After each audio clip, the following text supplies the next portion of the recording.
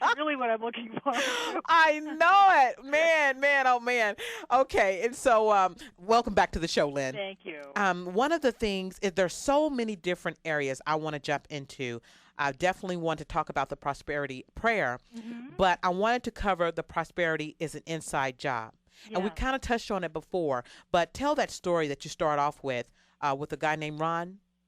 Oh, remind me about Ron. I Okay, can't Ron, remember. he had just gotten $100,000. Oh, right. His uncle had died of cancer. Yes, that's right. And I think that he just ended up. He felt really wealthy when he got it. $100,000. I mean, that's a lot to just about anybody. Right. And yet, I think when I think about Ron, he just had this belief system. We were talking about beliefs before we went on the break and Hmm. kind of self-talk. And I think he really believed that it wasn't good to have any money, and basically he just spent it. He went on some trips. He gave somebody, a loan that it didn't get, ended up getting paid back. He got a Right. big truck that he ended up crashing. I mean, it was like one thing after the other. Right. And about a year into it, he'd gone through $100,000. Wow. Yeah, and it's That happens a lot. yeah, it does. I've Hmm. I've read a number of stories and books on people who've won the lottery, Hmm. and a lot of them are not. They actually did some research on whether people were happier after they won the lottery. Hmm. And oddly enough, and I know this doesn't make any sense, most people were less happy a year after winning the lottery than they were before they won. And so, that's why it's so important to do the inside job. That's right, absolutely. That is why it's so important. Yeah. And I have a number of clients too who are very wealthy by most people's standards and don't have to work. Hmm. And a lot of people who are in that situation, and I understand it sounds enviable to most of us, but they don't know what to do with themselves. They don't have a place to go to work. And people, they might travel. That's kind of nice for a while. Oh, But it's yeah. a little boring. And Right. Right. I've actually had a few people, whether they're retired or they have a trust fund or have money in some other way, you really still have to keep doing something that you love to do to Oh, keep yeah. energizing yourself. Yeah. So To feed your soul. Your soul yeah, still needs feeding. yeah. So I mean, I think too, we all look to money to solve all of our problems, and I get Hmm. it. It's a funny thing to be talking about having too much money, but that is sometimes a problem for people. Right. And that's a good Yeah. problem, though. Yes, I know. We would like to have that, huh? Yeah, I know, I know. And if people, it's not really a hard thing to wrap their brain around if No. they just think about the money that they make. There are a lot of people who make less than them and who would love to make their income. Yes. There are listeners out there. They make a household income of $100,000. Right. Well, there are people out there that wish they had that. They would look at you crazy and say, I how can you know. be That's why I complaining? was joking at the beginning when we first started talking. In fact, I did read some research at a point that when people said, "Well, how much would be a good amount of money for you?" Uh and it's huh. usually about 10% more than you make. So, it's interesting because if you're making 60, then 10% more than that would be good. But if you're making 100, then 10% more would be good. Right. And often people find that they don't ever find that real balance. That Mm-hmm. they know that they have enough, and no matter what they need, it's all going to be provided. Whether it comes in the form of cold hard cash or some other form. Last year, we went through a little bit of a belt tightening in my family, and Mm-hmm. so we didn't, we weren't going to go on our typical vacation to Florida in January, which is really wonderful to do. Oh, Get all the yes. snow and cold. Oh, yes. And I just said, I really want to go, and yet I really want to be respectful of our budget. Right. And so I just kind of prayed about it, and I said, I want to go, and I really kept putting it out there. I said, God, if there's a way for us to go. Well, a friend of mine works in the real estate business, and she called me up and she said, Lynn, we have a condo that my real estate business owns, and there was supposed to be somebody down there this week, and they're not going to be coming, and Perfect. we just wanted to know if you wanted to come down. Oh, And perfect. so I ended up getting, we ended up getting a very inexpensive flight and basically having a place to stay for a week to 10 days. Yes, you got what you wanted. Exactly. But, Yeah. again, it wasn't that the cold, hard cash was there, but I Mm-hmm. just think God has so many wonderful ways to provide. Okay, Yeah. that's excellent. Now let's get to that prosperity prayer. Yeah. Tell us about that. What inspired you to come up with this? Well, it was during a struggle in my own life around prosperity. And, I try not to whine at God and go, God, please give me this money. I really Right. do believe, as I said earlier, that God wants us to have an abundant life, and Mm-hmm. that's really what we are born to have in all ways. I think He just wants for us to be happy and healthy and whole and to have prosperity in all ways.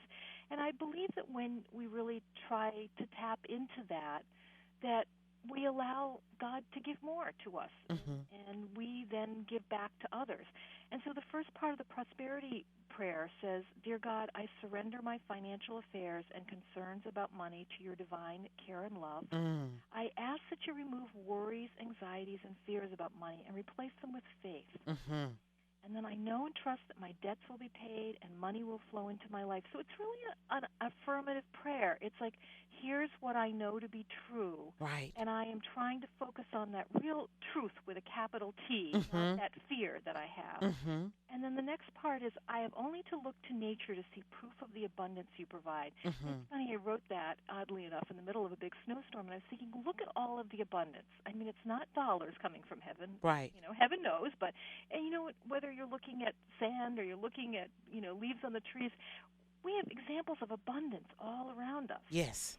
And then the next part is, I release all negative thoughts about money and know that prosperity is my true state. Mm-hmm. I commit to being grateful for all that I now have in my life. And gratefulness is so important. Yes, Again, it is. focusing on what you want. And, Mm-hmm. we may not have the money that we want right now, but maybe our kids are healthier, or maybe that we just had a great conversation with our neighbor, or, maybe that we have, a wonderful neighborhood that we live in. I mean, just to really be grateful for all of the abundance in all of its forms. Mm-hmm.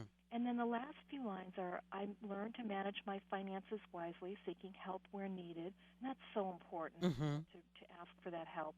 And finally, I ask you to help me to understand my purpose in life and to act on that purpose with courage and strength.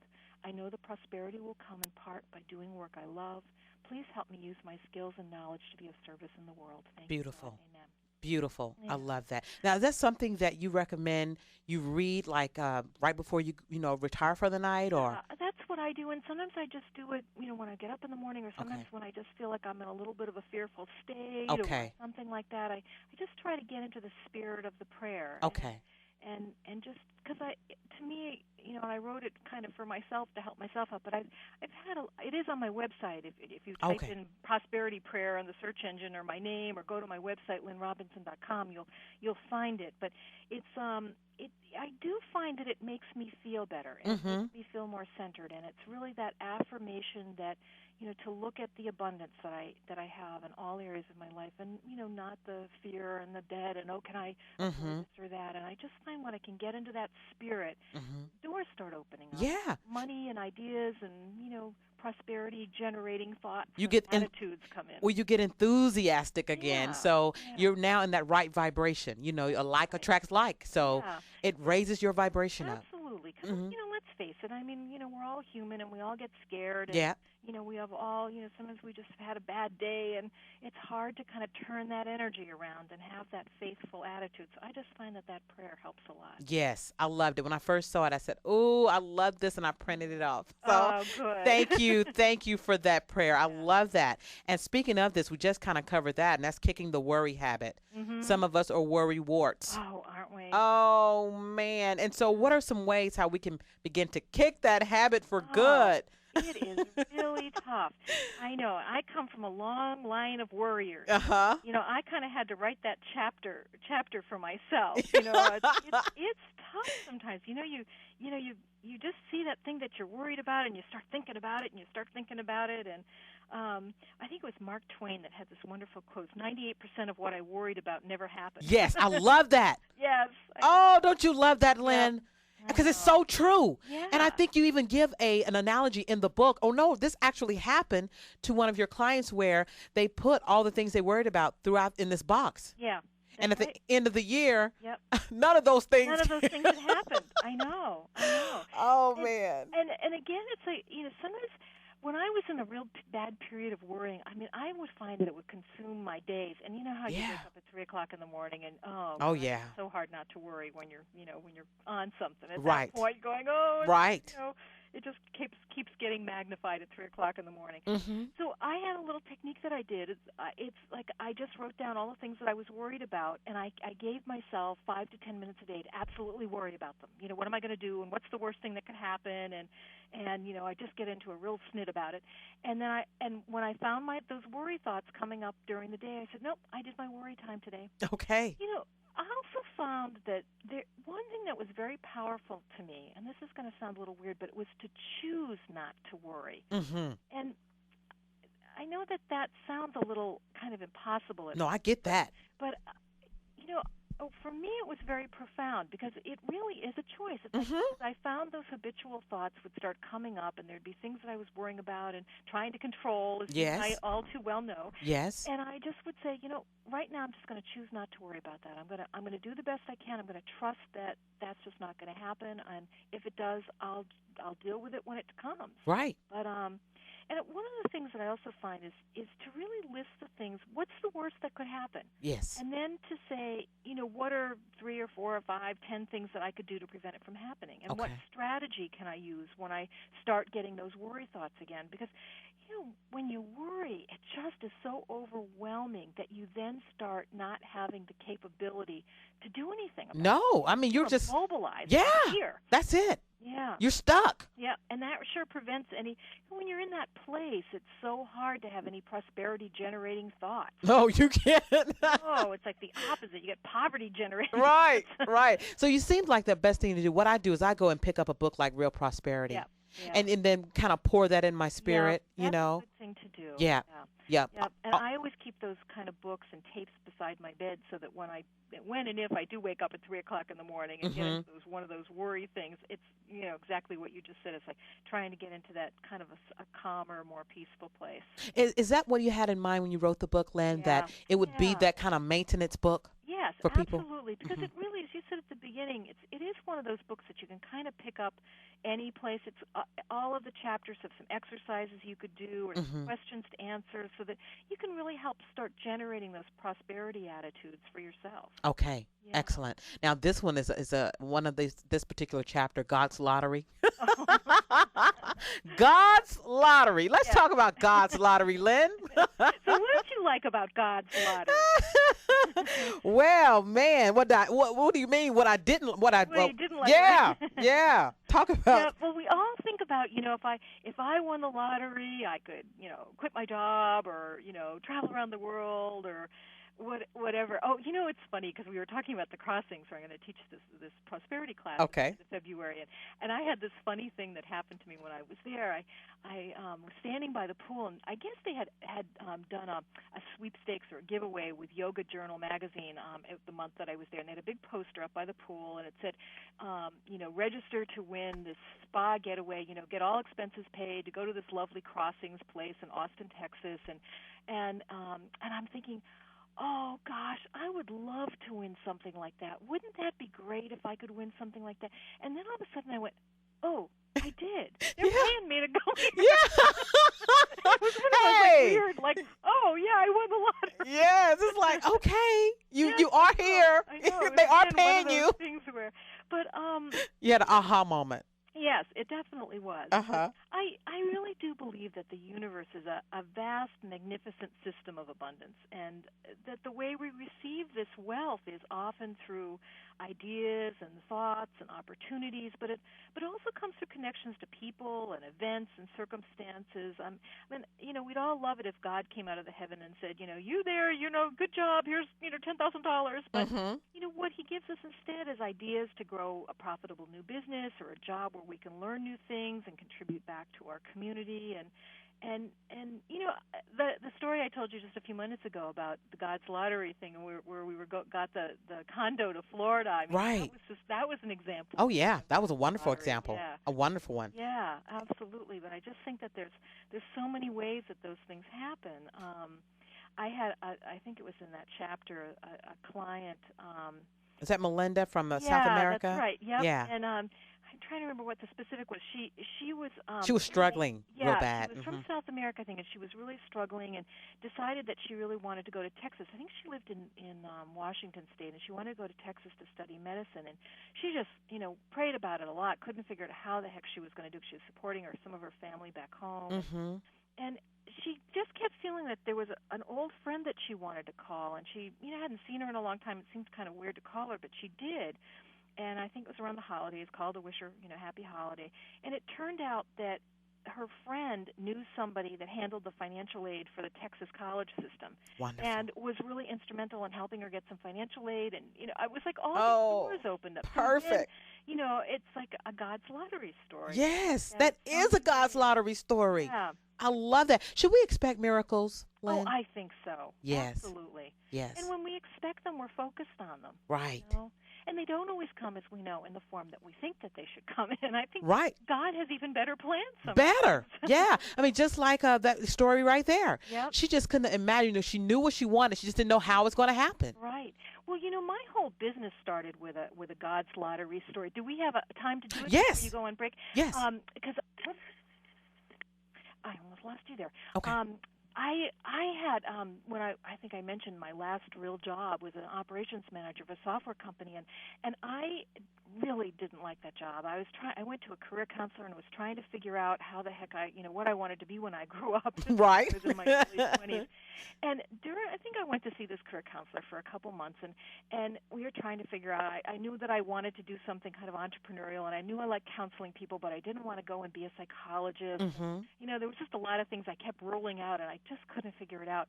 Well, during that time, I actually took a class in an intuition development class, and found out that I had all these interesting insights about people, and this all came very easily to me. Mm-hmm. And so I jokingly went to the career counselor the next time, and I said, I think I could be a psychic. Yeah. And I was kind of joking about it, and she said, well, what's stopping you? And so I said, well, how the heck do you develop a job like that? I don't know how to do that. Right. No help wanted signs for that. Yeah. And so I said, well, if I live in the Boston area, I said if there was a help wanted ad in the Boston Sunday Globe for a psychic, well, I'd apply, but I don't know how to start something like that. And so she said, so I just decided to do some of the things we've talked about in this last hour. I prayed about it, and I said, if this is really, something that I should do, please give me the opportunity, and I don't know how to do it, and, show me the next steps. And what ended up happening was that a friend of mine who'd been sick for a long time, and he died. Mm-hmm. And I went to his funeral, and I walked into the funeral home, and I just felt this very strong urge to sit next to this one woman that I didn't know. And logically, I kept saying, I don't want to, my friend just died. I want to sit with my other friends, and I don't want to sit next to a stranger. But I almost felt like magnetically pulled into that seat. Mm-hmm. And so I sat there. And at the end of the service, as you often do, you kind of engage in small talk. And she turned to me, and she said, well, what do you do? And well, I was the operations manager of a software company. But, Tina, you know what came out of my mouth? I said, I'm a psychic. Oh. I was so appalled that I had said that. I was like so embarrassed. You wanted to take it back. You wanted to geez, take it back. What would she think of me? I was like just so appalled. Well, much to my relief, she was actually quite interested and asked if she could schedule a session with me. Well, I had really never done this for anybody. You said, oh, my God. But, again, open mouth and cert foot. There was a friend of mine says, is there room in there for your other foot? So I said yes. So I ended up, going to her house. I didn't have an office or anything at the time, and I gave her what was, I guess, a psychic reading. Uh-huh. And it turned out really well. And at the end of the session, I said, we never really talked about what you do for a living. And she said, I thought I told you. I'm a reporter for the Boston Sunday Globe.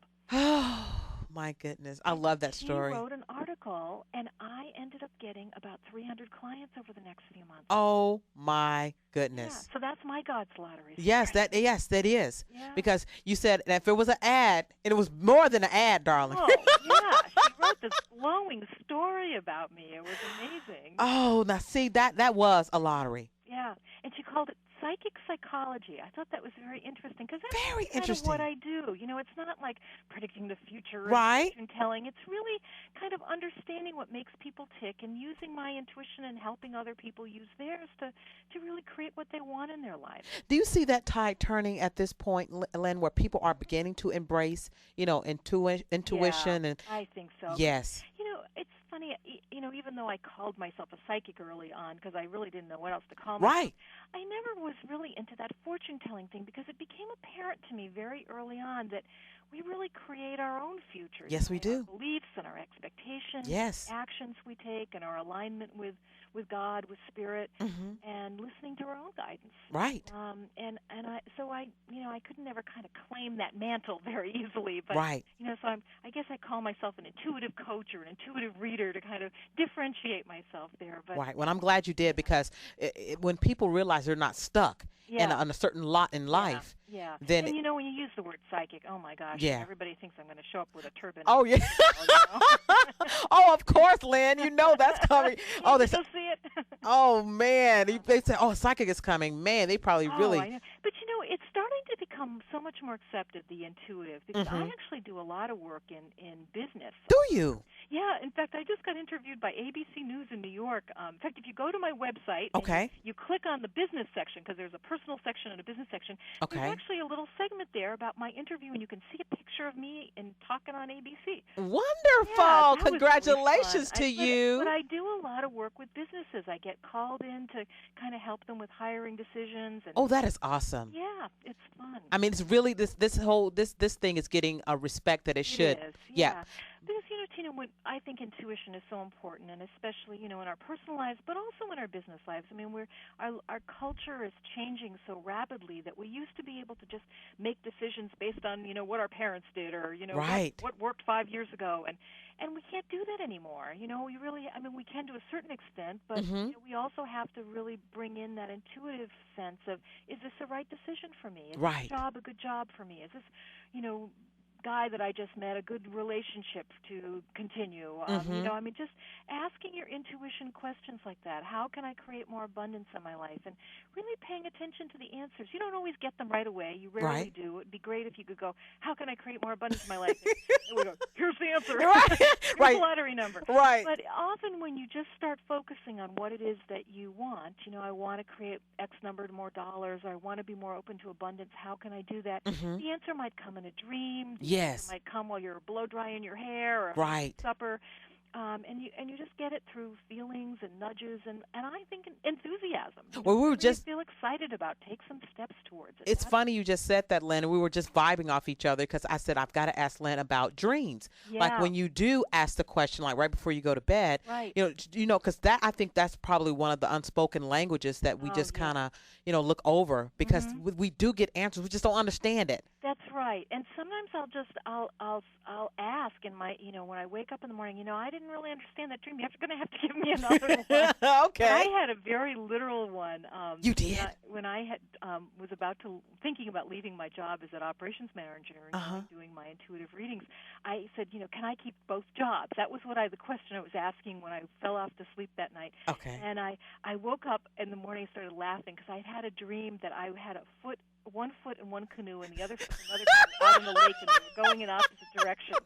And if I didn't make a decision, I was going to fall in the water.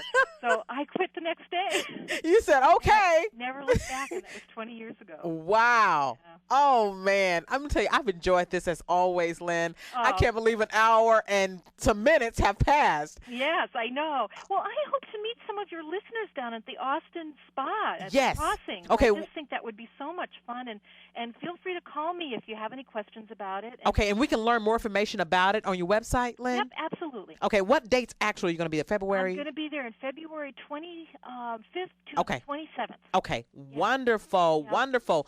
Lynn, make sure you stay warm down there. And We'll try. and I thank you so much, and maybe I'll see you in February. Okay. Okay. Thanks, Tina. All right. Take care. Lynn Robinson is her name. The name of her book is Real Prosperity. You can pick this book up anywhere, Amazon.com, any of the local bookstores, and you will not be sorry. So, you guys, we've got to take another quick break, so stay close. We'll be right back. You're listening to the Teena Jones Show, only on 990 Texas Talk Radio.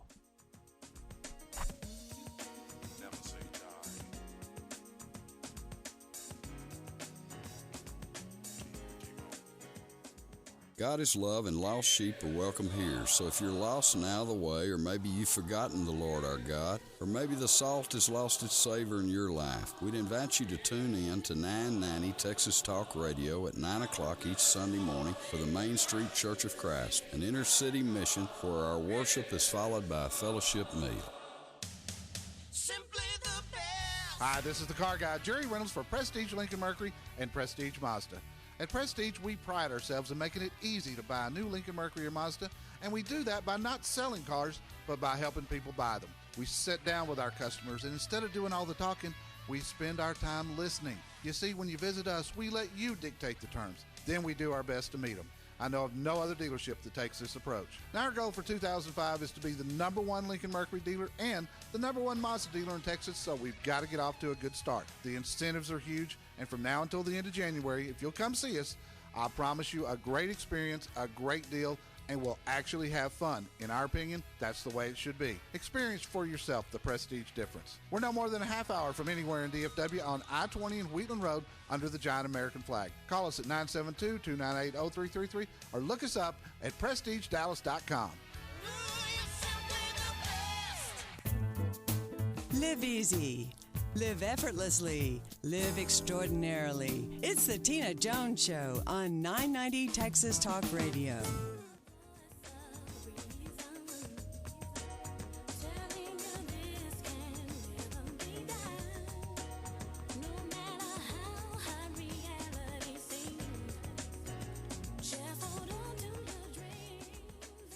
Welcome back to the Teena Jones Show on 990 Texas Talk Radio.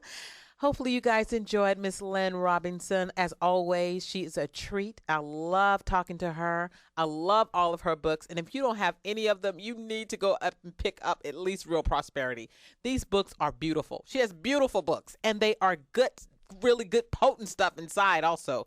So not only it's good eye candy, but it's really food for the soul, okay? And I make no jokes about it. Divine Intuition, Compass for the Soul, and her latest is Real Prosperity. Once again, you can go and check out her website, lynnrobinson.com, and find out about where she's speaking at. We know she's going to be in Austin at the end of February. So if you want to be a part of that, Omega, you can go and find out more information about that, her personal consultations, and all that kind of good stuff. So once again, Lynn Robinson, thank you so very much for being on tonight. And I was wrapping up that story from tonight's commentary. You know what? I couldn't have braked better than, I couldn't have planned that break. You know, I love to tell a story in the commentary and then break right when I'm about to hit the punchline, you know, and it keeps you guys going, oh, come on, you know, but it was perfect. I couldn't have planned it better, and I didn't plan it. It just happened that way.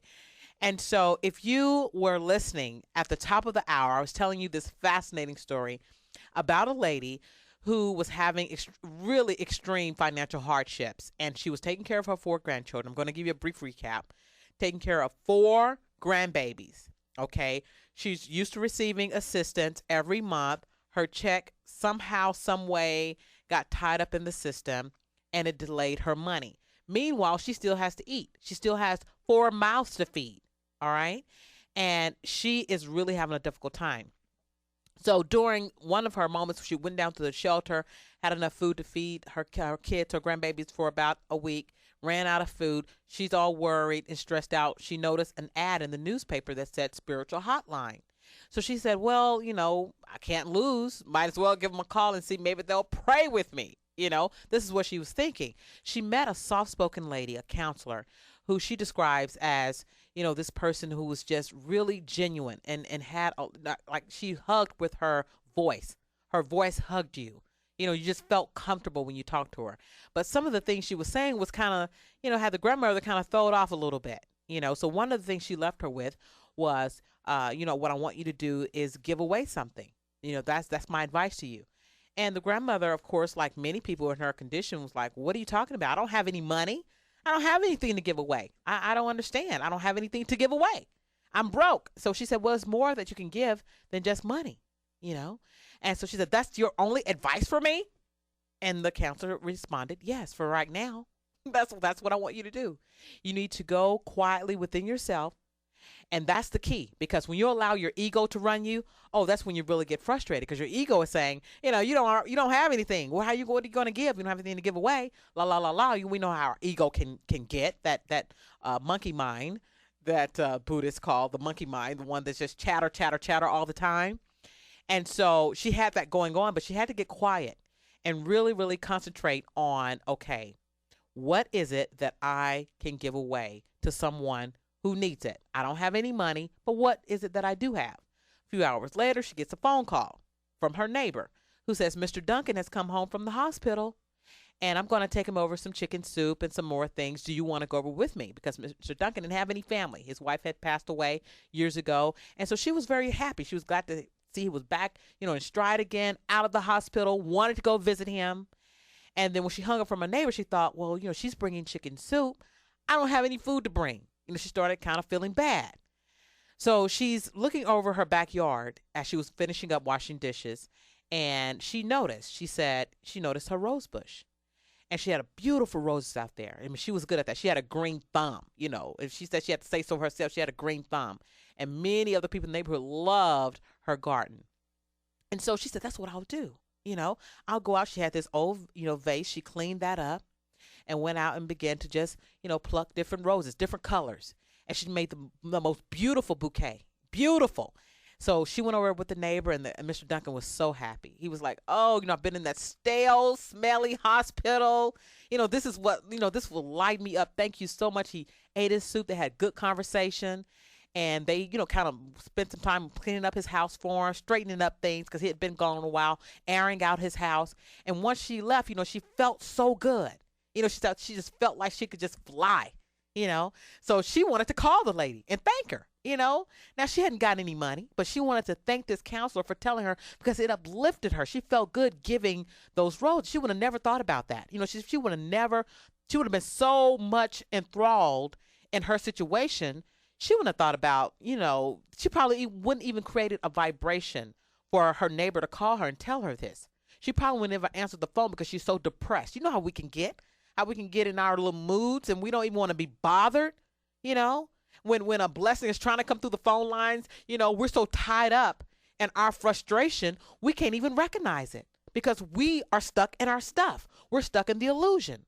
And so when she had that phone call, it was allowed her to come out of that and be open. And that's when her neighbor invited her over. So she was thrilled. She went back home and she picked up the phone and called the counselor back. And she said, oh, man, thank you so much for allowing me to give something, for putting that on my mind, for depositing that kind of seed, because I never would have thought about that. I'm so much enthralled in what I don't have and what's missing that, I'm glad I did that for Mr. Duncan. I feel so much better. And so, the soft-spoken counselor said, well, good, wonderful. She said, you know what you should do now? And she said, what? She said, go ahead and prepare that grocery list, for the food, and prepare your table. Oh, you guys, I'm getting goosebumps right now. And so the lady said, what do you mean? She said, well, don't you need groceries? She said, yeah. She said, well, go ahead and write out your list and don't be shy about it. Write down everything you want on that grocery list and go ahead and prepare your table. Put out your dinnerware, your silverware, the glasses. Go ahead and prepare the table for the kids and all that kind of good stuff. So when she hung up the phone, she said, oh, my goodness. She said, okay. She went and got her piece of paper and began to kind of write down a list, right? Then once she got through with the list, she got plates down. She said, I'm going to get the good plates, and she put it all around the table. So the kids started looking and noticing and started getting excited. Hey, we're about to have a real dinner. Grandma's about to cook, they're feeling real excited. So she's preparing the table and all of a sudden, ding dong at the door. So she goes to the door and it was her niece. She hadn't seen her niece in about a year. And her niece came in and, hugged her and everything. And her niece had borrowed money from her a year ago. And she had just wrote it off because her niece was having a difficult time of her own. And she had it at that time to give it to her. And so guess what? Her niece said, I'm here to repay you an old debt. And she couldn't believe it. She said when she pulled out all that money, she owed her $1,000. And if she pulled out that $1,000, that lady said, she said she had to really hold on because when she saw all that cash coming out of her purse, she got nervous. She's like, oh my goodness, this is not happening. I prepared this list. I prepared this table. And all of a sudden I get a door knock from my niece who I hadn't heard from in over a year because the niece was ashamed to come, to call her because she hadn't paid her aunt, in so long. And so she hadn't lived up to her agreement. And so she just said, I just wanted to show up and give you the money. She said, I started to call you. She said, but I felt so ashamed. I just wanted to show up. And she said, darling, you just don't know how on time you are. And so once again, this lady picked up the phone and she called that counselor again and she told her everything, right? And so she said, well, the only thing that I require is 10%. And she said, you got that 10%. That lady sent 20% to her. That she said in that ad, see that spiritual hotline ad said that there are no kind of fees up front. But whatever you get as a result from the advice I give you, I just want 10%. Just pay the tithe. I trust that. And that lady said, I will send you 20%. And then she sent it. She said, I sent her $200. She said, the story was just amazing, you guys. And I read that. I said, I just got goosebumps all over. And I said, that is it. That is it. And that's why I entitled it, You Can't Get Something for Nothing. Even if you don't have anything, begin that technique. Ask yourself, what is it that I can give? That may be a block for you. That may be why you can't get the prosperity and abundance that you need. You may have been praying. You may be in meditation. You may have been crying and worrying. We know those don't work. And you still are in a condition where you can't move forward. Well, the thing to do is that, what can I give away? What is it that someone needs? When you open yourself up, even if you cannot consciously think of something right then, that's okay. Just begin the question. Allow the momentum to really take form for you. Get that question out into the universe and watch what happens. Just like this lady did in the article. She said, what is it that I can give away? She couldn't think. She wasn't thinking about roses. She was thinking about feeding her kids, And so once again, the phone call came in and said, this is what I'm going to do. And of course, because she wanted to give, she felt like, I don't want to walk over Mr. Duncan empty-handed. And she didn't have to, because now she was open. And that's what we've got to become. If you are experiencing any kind of lack right now, any kind of feeling of being stuck, begin to really contemplate for yourself, what is it that I need to give? What can I give? And you may not get an answer right then. That's okay. She didn't. In the article, it didn't say right then that came to her mind. It was many events took place in order for her to come to that realization. But once you open yourself up, now you can receive. That was an affirmation this week. I am open and ready to receive. Now you're open. When you ask that question, you're not so fixated on what's missing in your life. Now you're saying, I'm abundant because I want to give something, and like attracts like. Isn't that beautiful? I read that story, and it all happened because I didn't bring my book. I didn't bring my usual book to the hair salon today. And so I came across this article. And when I read it, I said, oh, I've got to tell the listeners about this. It inspired me, and I hope it inspired you to know that you can get out of this condition. It's no matter, and I don't care what it's looking like. I don't care if the bills are stacked up high. I don't care if you can't figure out how you're going to pay your mortgage, how you're going to pay your car note. That is not what you should be focusing on. Once you've done all that you can do, all physically you can do, you've made all the phone calls, you've stretched whatever dollar you have in the bank, you've done everything you possibly can do. Now it's time for you to begin to let it go and say, okay, what is it that I need to do? What is it that I can give away? What is it? Am I missing something?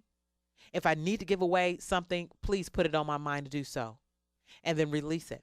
That's what you've got to do. And then, like Lynn mentioned in her book, one guy has a worry box. And I love that.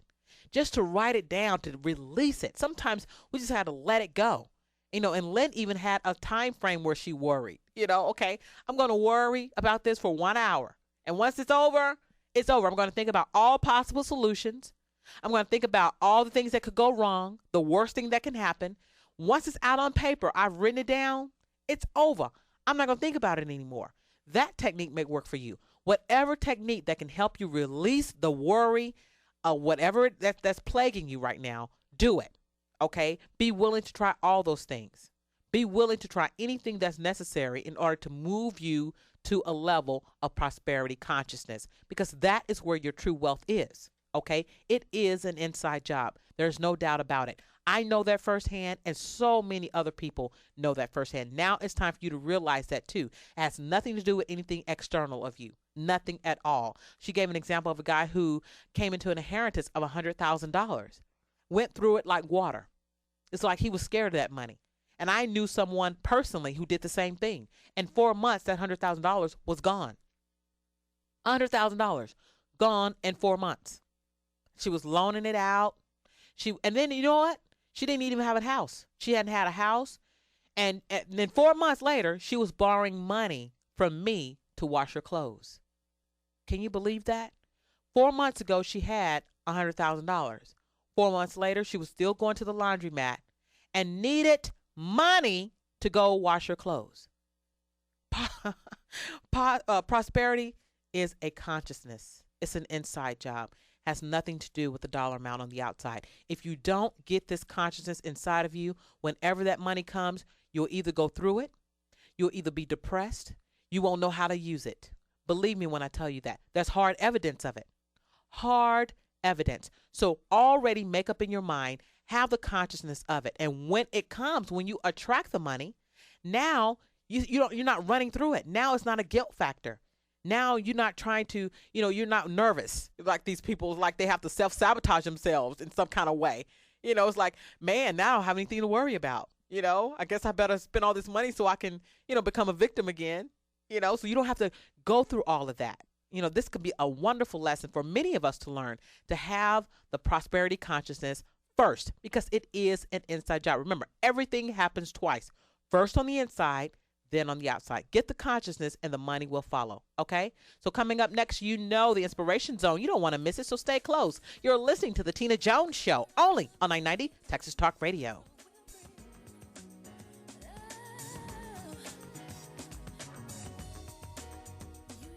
Don't throw away used toner cartridges. Save from 30% to 50% on remanufactured cartridges from Tiger Paw of Dallas. The print quality and page production will be just as good as or even better than those high-priced cartridges from the original manufacturer. Tiger Paw guarantees it 100%. They carry a wide range of remanufactured and new toner cartridges for most laser printers, PC copiers, and plain paper fax machines. They want to be your supplier and will earn your business with superior products and service. To save an extra 10% on your first order, just mention Texas Talk Radio when you call 214-358-2332 or order online at www.tigerpawlaser.com. Next day delivery is free and one-on-one instruction for printer care is also free. There's never a charge for preventive maintenance. For the best value in laser printer and copier cartridges, call 214-358-2332. Tiger Paw of Dallas. I'm Kevin McCarthy. No, I'm Kevin McCarthy. No, I'm Kevin McCarthy.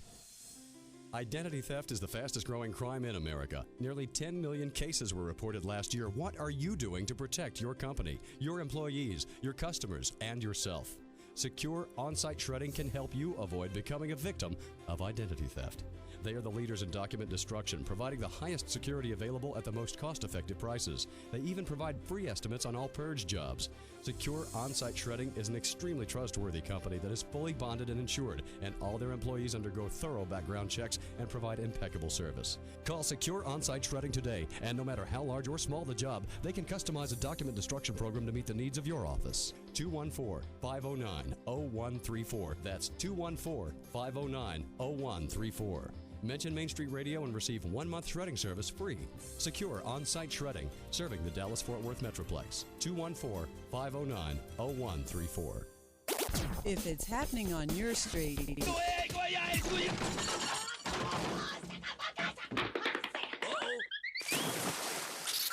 this idiot probably caused it. Did anybody get that on tape?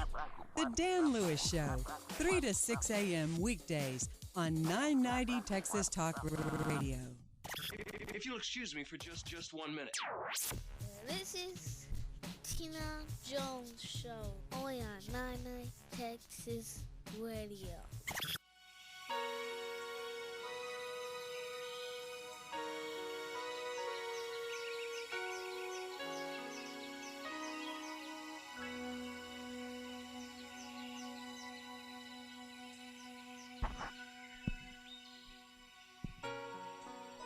Welcome back to the Teena Jones Show on 990 Texas Talk Radio.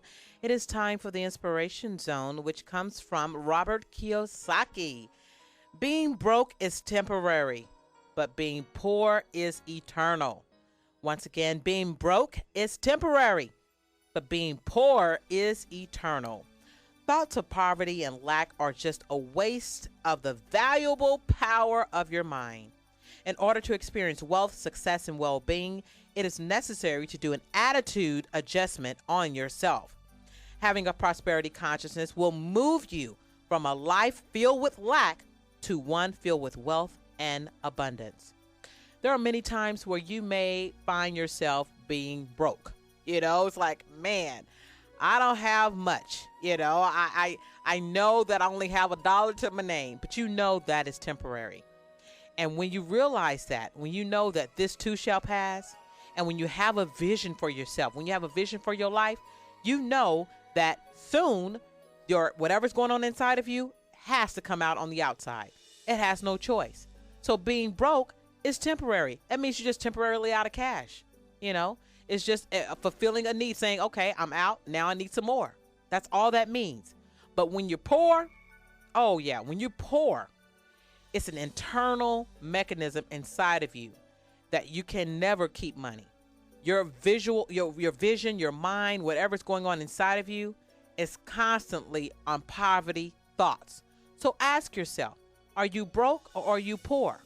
Do you constantly have thoughts of lack? Do you constantly say things like, I don't know how I'm going to make it through? The economy is bad.